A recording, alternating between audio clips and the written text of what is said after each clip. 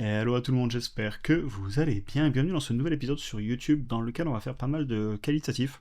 Je profite en fait du début d'été et avant les résultats du deuxième trimestre 2026 pour revenir un petit peu sur des sujets qui dirigent pas mal de mes investissements, les secteurs en changement, beaucoup de recherches que je mène et où que je vais mener notamment pendant l'été où c'est plus calme. Et on refait le point aussi 6 mois après parce que je vous avais fait une vidéo sur ce sujet vers Noël, fin de l'année dernière, où je parlais de secteurs qui m'intéressaient. Et aujourd'hui, on va reparler de l'intelligence artificielle et de la santé. Et à l'époque, je vous avais aussi parlé de tout ce qui se passait dans l'industrie. Donc voilà pour le programme d'aujourd'hui. Pour information aussi pour les membres du programme et de la communauté School, je vous ai fait une vidéo tout à l'heure sur 5 actions en analyse quantitative. On a fait Broadcom, Toast, Metlen, DoorDash et Rheinmetall. Et pour ceux qui veulent nous rejoindre pour avoir accès à une communauté où on est de plus en plus d'investisseurs à échanger au quotidien, c'est aussi là où je mets la plupart de mes réflexions, les posts que je fais, les vidéos, revues de portefeuille, prix, ordre d'achat et de vente, etc. Ben, n'hésitez pas, c'est sans engagement, donc ça vous permet de découvrir le travail au-delà de YouTube, et si au bout d'un mois ça vous convient, vous pouvez rester avec nous. Dans le cas contraire, il y a toujours YouTube. Et pour ceux qui veulent aussi l'aspect formation, c'est disponible avec 1 an de school inclus. Donc voilà, et on attaque avec la vidéo. Comme d'habitude, il s'agit d'un conseil en investissement, je le dis à chaque fois. Dans cette première partie, je vais parler de la santé, de longévité. Alors je vais parler de l'entreprise Apple, mais aussi d'autres entreprises que j'ai dans ce secteur. La santé, c'est un secteur que je recherche énormément. Et depuis 6 mois et notre dernière vidéo, j'ai passé beaucoup de temps à rechercher notamment ce qui se passe sur la donnée et les technologies, encore plus que de façon générale le secteur de la santé et les grands mouvements qui ont lieu dedans à mon avis. Et dans un monde où le savoir va avoir de moins en moins d'avantages compétitifs, puisque le savoir, on y a de plus en plus accès à travers les outils modernes par rapport à il y a 50 ans où il fallait aller à l'université et passer, et faire des études, quoi, tout simplement. Alors, je parle pas ici de secret et de IP, donc de propriété intellectuelle. En effet, ça je l'exclus parce que c'est pas du savoir, c'est protégé soit par le secret, soit par la propriété intellectuelle. Mais de façon générale, dans un monde où on va avoir de moins en moins le savoir comme un avantage compétitif, la donnée et répondre à la demande va faire de plus en plus de sens. Et je vais donner ces deux petits exemples, enfin je les ai écrits ici, je vais vous les donner. En quoi avoir trop de données peut être un problème? Alors, si on a trop de données à traiter pour un médecin ou un scientifique qui est tout seul face à un papier, effectivement, c'est compliqué, s'il a, entre guillemets, qu'un papier et un stylo. Mais dans un monde où l'informatique nous permet de traiter de plus en plus de données et de croiser et de faire tourner des modèles en intelligence artificielle qui vont pouvoir assister un médecin, en quoi avoir trop de données est un problème? Et en quoi aussi ça va être un énorme avantage à mon avis. Et de la même façon, vous savez, c'est la petite phrase «Ah, on va pas faire ce test parce que y a pas besoin selon votre âge, etc.» En quoi écrire sur une feuille blanche «Allez, on teste ça, ça, ça et ça», je parle d'un test sanguin ou de plein d'autres tests de santé, en quoi ne pas faire tous les tests, c'est pas un besoin? Je comprends dans un monde où on n'a pas facilement accès à tous ces systèmes, où ça devient compliqué, etc., de pas le faire, mais si le patient veut le faire, qu'est-ce qui empêche de le faire? Alors, on va me dire, parce que ça coûte cher, oui, mais s'il est prêt à payer. Et je pense qu'il va se passer beaucoup de choses dans la santé. Ça prendra peut-être 5 ans, 10 ans, 20 ans, je donne pas de délai, je ne sais pas. Ici, je vous partage juste des réflexions. Je peux très bien avoir raison, avoir tort, je cherche des tendances de fond, c'est quelque chose qui me passionne, et qui, je pense, est tout aussi important que l'analyse des chiffres. Et on fera après un petit peu quelques chiffres, je vous ai préparé quelques graphiques sur des entreprises pour vous donner des analogies. De la même façon, passer de c'est pas top, mais je n'ai pas d'alternative, un système de santé où voilà, par exemple si on veut des lunettes, on veut qu'elles soient remboursées, il faut des mois et des mois en France par exemple pour avoir un rendez-vous chez un ophtalmo, alors que moi j'ai vécu pendant de nombreuses années dans des pays où en fait on obtient ces lunettes en allant au magasin en bas de la rue, par exemple en Chine, et le test est fait sur place et la paire de lunettes coûte moins cher que la partie du rendez-vous qui est même pas remboursée j'imagine par les systèmes de santé selon si on a toute la sécurité qui rembourse, enfin bref.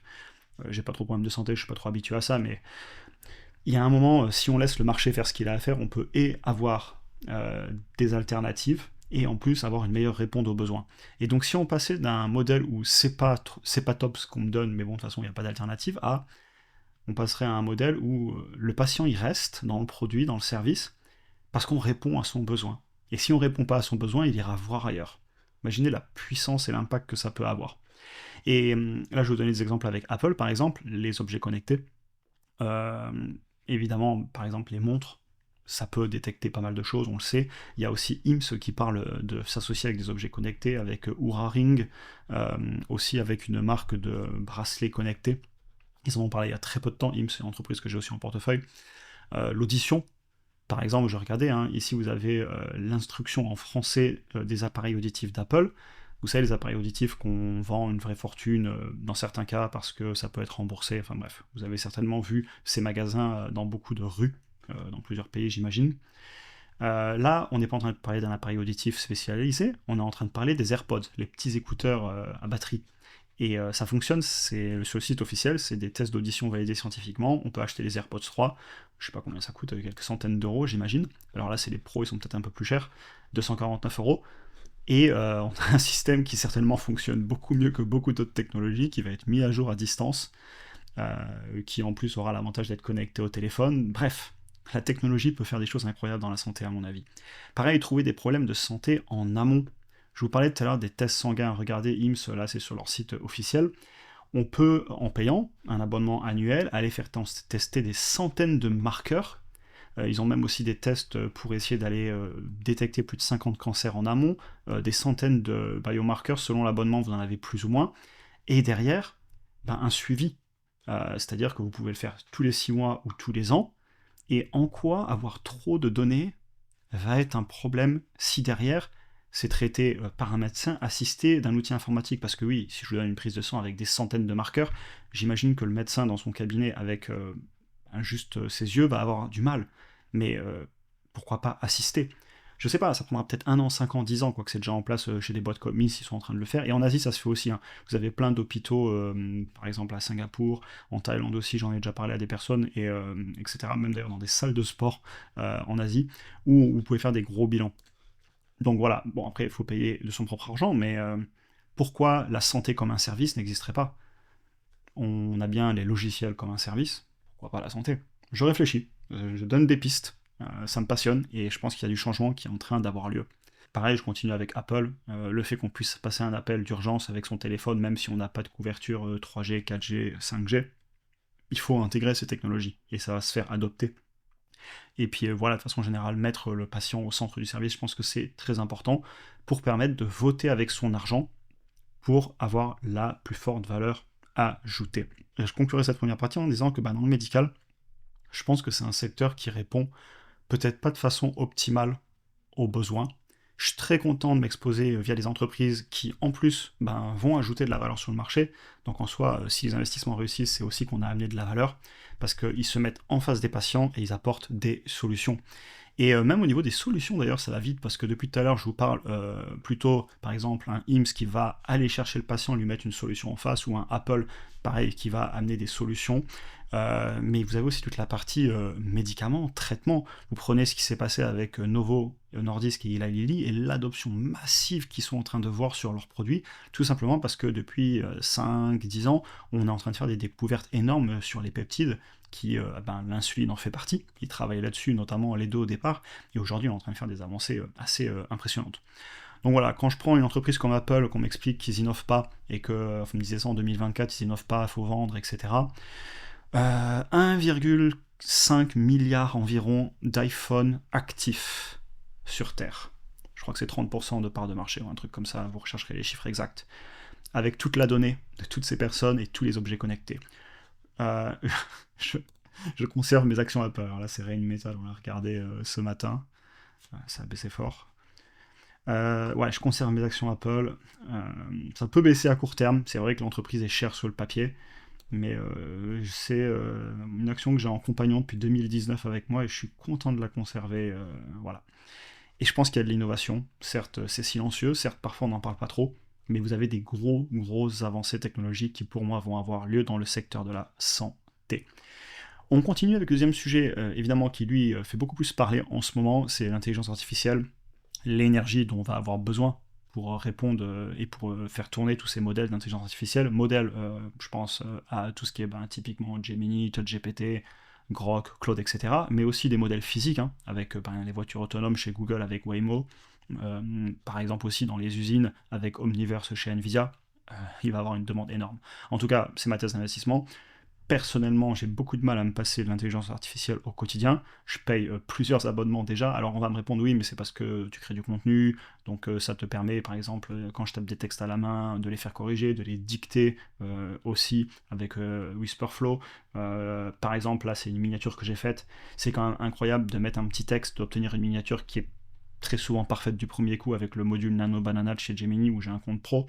Et quand ça marche pas, vous lui dites modifie ce texte, enlève ce texte, etc. Et juste ça fonctionne. Alors je me rappelle, j'avais payé un abonnement mid-journée en 2024. Ça marchait beaucoup moins bien, c'était sur Discord, c'était archaïque. Les progrès en 2 ans, c'est impressionnant. Et je sais pas combien de temps il aurait fallu à une personne dont c'est le métier pour créer cette image. Je serais curieux de savoir à combien de temps ça aurait pris à une personne. Alors j'imagine qu'elle aurait peut-être mieux fait, que ce aurait été un peu plus parfait. Mais est-ce que ça me suffit pour ce que je fais? Oui. Donc, je sais pas, enfin, il va se passer des choses. Il est en train de se passer des choses, c'est même pas il va, c'est il est en train de. Vous verrez de l'engouement dans cette vidéo, mais en fait, et tiens, ça va faire une belle tangente, je suis foncièrement positif de façon générale, et je suis assez positif sur ce qui va se passer. J'ai pas envie de répandre la peur, j'ai pas envie de dire ça ira pas, ou il va se passer des mauvaises choses, ou qu'est-ce qu'on va faire, comment on va réagir, et les emplois, etc.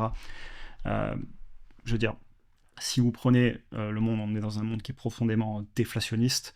On a eu énormément de disruptions technologiques depuis des centaines d'années, ça continue, ça s'accélère, et à chaque fois on trouve des solutions, on trouve de la nouvelle valeur ajoutée à amener, et c'est juste l'histoire qui se répète. Donc c'est pas quelque chose qui m'inquiète, au contraire j'ai envie d'être très positif là-dessus. Maintenant, plusieurs secteurs de l'intelligence artificielle et de l'énergie qui m'intéressent. Par exemple, tout ce qui est déjà les modèles, hein, donc pensez ChatGPT, Gemini, Grok, Claude, etc. pour ne citer que. Les applications, tout ce qui est business to business, donc business vers business, et B2C, donc business vers consumer, donc vers les particuliers, et les consommateurs. Pensez à des boîtes comme Google. Hein. Donc Google, vous avez aussi bien la location de serveurs pour les autres entreprises, la location de serveurs pour les particuliers, pour stocker les photos, pour Gmail, pour faire tourner petites choses au quotidien. Les modèles d'intelligence artificielle, pensez à Waymo, la conduite autonome. On sait que Google est en train de plus en plus de mettre de l'intelligence artificielle dans ses voitures autonomes, Tesla y travaille aussi, et même en R&D, hein, les modèles qu'ils utilisent pour aller trouver des nouvelles molécules, des nouveaux médicaments, et en médecine, bien sûr que ça va être utilisé. Pensez à Amazon, Microsoft, pareil, hein, qui ont des systèmes équivalents. Pensez à Zoox pour la conduite autonome chez Amazon, évidemment AWS pour les serveurs, Microsoft avec tout ce qui est l'utilisation dans les entreprises, etc. On peut continuer avec le hardware ensuite. Donc hardware, c'est tout ce qui est le matériel physique, électronique, dans ce cas-là. ASML, évidemment, que j'ai en portefeuille.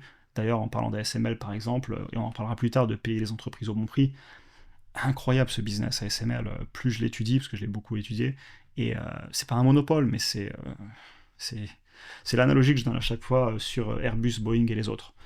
Pourquoi est-ce qu'une compagnie aérienne va aller acheter un avion qui ne serait pas Airbus, Boeing, Bombardier, les plus connus, pour aller économiser quoi, 15-20% sur le prix de l'avion, et se retrouver avec un truc pas fiable, le risque est énorme.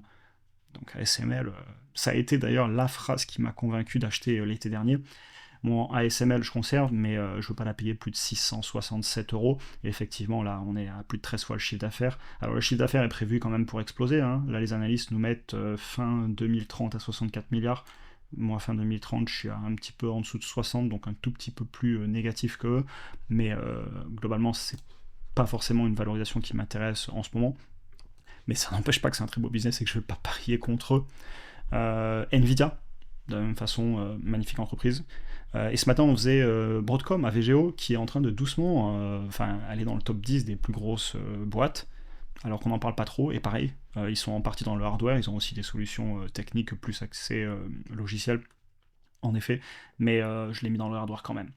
Et pensez à un Google aussi, par exemple, qui est en train d'investir dans la production d'électricité. Là, c'est après l'électricité, on pourrait aussi mettre Tesla avec le stockage d'énergie dans les batteries, Enphase avec le stockage d'énergie dans les batteries et les panneaux solaires, et notre Google qui avait fait un move sur Intersect, qui sont un petit peu d'ailleurs comme Bloom Energy, qui est aussi coté en bourse, tous les deux pour produire de l'énergie pour les data centers à partir de systèmes hybrides avec du gaz, pour faire tourner, pour produire l'électricité. Donc Google se met à acheter des boîtes pour produire de l'électricité. On peut penser à Oklo aussi. Je sais que certains parmi vous avaient pris des trades dessus, vous l'avez acheté à l'époque pas cher. Alors aujourd'hui, Oklo, c'est des boîtes sur lesquelles je mettrais un petit peu plus de prudence, par exemple ici. voyez, on est quand même sur une boîte qui globalement a un flux de trésorerie disponible négatif, qui brûle du cash, qui dilue massivement. La capitalisation d'ailleurs a bien recompressé. Donc voilà, ça c'est plus une boîte, on va dire, entre guillemets, de paris sur l'avenir. Si je vous la montre celle-là, c'est pour dire menez tout le temps vos analyses jusqu'au bout. C'est pas parce que le narratif est magnifique que l'entreprise est complètement dérisquée. Non, vous avez des entreprises qui sont carrément en pré-revenu et c'est juste des projets de l'avenir. Ça veut pas dire qu'ils vont pas réussir, ça veut juste dire que depuis tout à l'heure, je vous parle de qualitatif, de positif, de ce qui va se passer, mais c'est trop facile aussi d'être tout le temps positif. Ah, c'est magnifique, c'est magnifique. Non, évidemment, hein. Projetons, regardons les chiffres, achetons au bon prix, on est d'accord. Mais ça n'empêche pas d'en parler, parce qu'il se passe des choses. Ensuite, les logiciels et les services. Bon, ben, logiciel, service, hein, Google, Meta, Microsoft.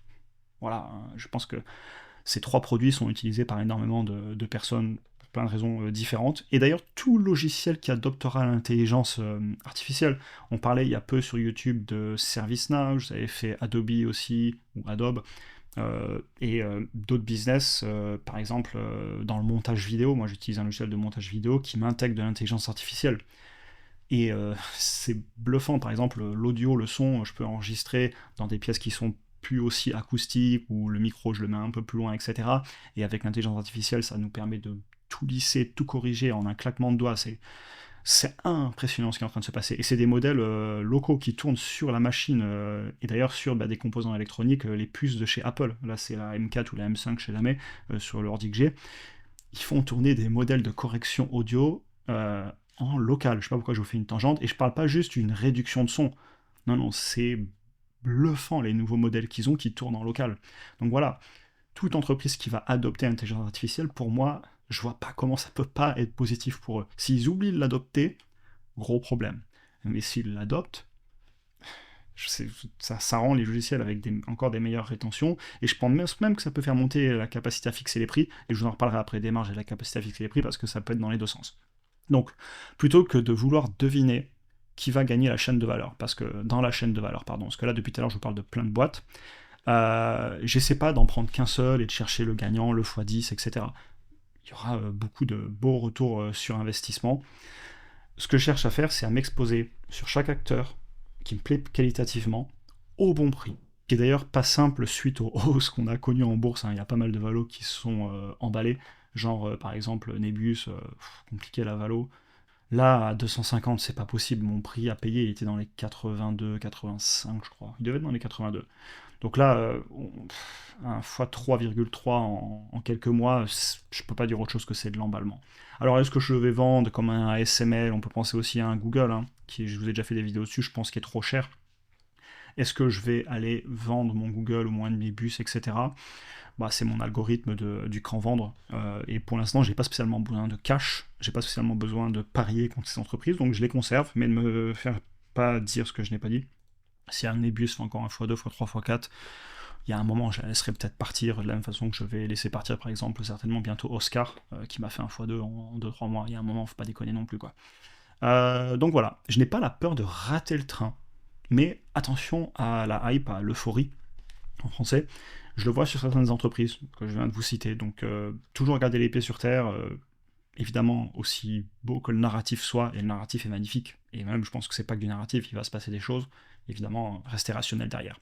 Il y a des vraies opportunités, je pense, je vois l'adoption sur plein de secteurs, je commence à voir des personnes payées pour ces services, moi-même, évidemment, beaucoup de personnes qui utilisent dans leur business, dans les entreprises, hein, ils payent les comptes Microsoft, etc. pour avoir accès à l'intelligence artificielle, c'est que le début pour moi, et même chez les particuliers. Pensez les personnes qui ont les abonnements, soit chez Apple, chez Google, pensez à la publicité sur tous les réseaux. Tout ça, ça tourne avec de l'intelligence artificielle derrière de plus en plus. Et il faudra trouver des moyens d'avoir du chiffre d'affaires. Évidemment, ça c'est la peur, vous l'aurez compris, autour des CAPEX, et est-ce que ces investissements vont être rentables. À mon avis, on trouvera des moyens que ça gagne de l'argent, parce que s'il y a de la valeur, je vois pas pourquoi il n'y aurait pas du chiffre d'affaires. Évidemment, il y a aussi des risques, et du coup, vous l'avez compris, je parle notamment de compression des marges, parce que, oui, il y a de la valeur, oui, il y a du chiffre d'affaires, mais avec quelle capacité à fixer les prix si tout le monde propose ces outils? Donc, encore une fois, on ne va pas réinventer la roue, hein. La capacité à fixer les prix, elle va venir dans ce cas-là, on peut penser aux avantages compétitifs, à avoir un produit que les autres n'ont pas si on protège avec de la propriété intellectuelle.